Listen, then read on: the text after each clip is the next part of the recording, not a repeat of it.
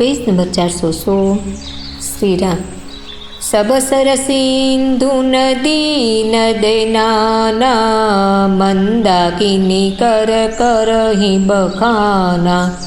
उदय अस्त गिरि अरु कैलासु, मंदर मेरु सकल सुरबासु।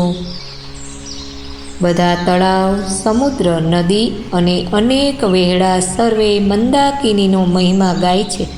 ઉદયાચળ, અસ્તાચળ, કૈલાસ, મંદરાચળ અને સુમેરુ આદિ બધા જે દેવતાઓના રહેવાના સ્થાન છે.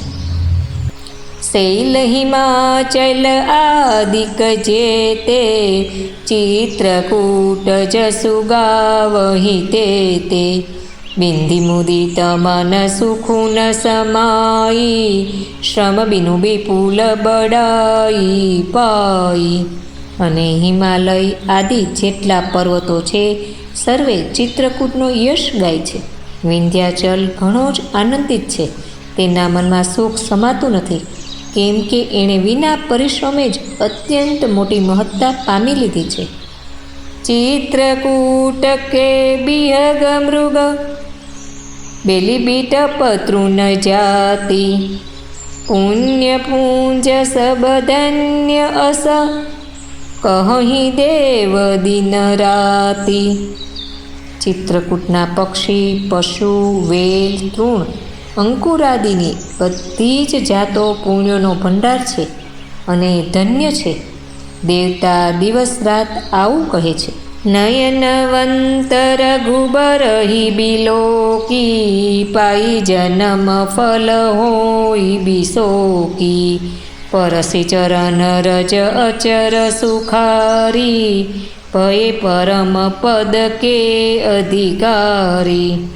નેત્રવાન હોવાનું સૌથી મોટું ફળ એ છે કે શ્રી રામજીના દર્શન, જેનાથી જન્મ સફળ થઈ જાય છે અને શોક મુક્ત થવાય છે. અને અચલ જીવ એટલે કે પર્વત, વૃક્ષ, ભૂમિ, નદી આદિ પણ ભગવાનની ચરણ રજનો સ્પર્શ પામીને સુખી થઈ જાય છે. આમ બધાય પરમ પદના અધિકારી થઈ ગયા. શોભનુ શૈલું શુભય સુહાવન, મંગલમય અતિ પાવન પાવન. મહિમા કહિય કવની વિદિતાસુ, સુખ સાગર જહ કિન્હ નિવાસુ. તે વન અને પર્વત સ્વાભાવિક જ સુંદર છે, મંગળમય છે અને અત્યંત પવિત્રોને પણ પવિત્ર કરનારો છે. તેનો મહિમા કયા પ્રકારે કહેવાય?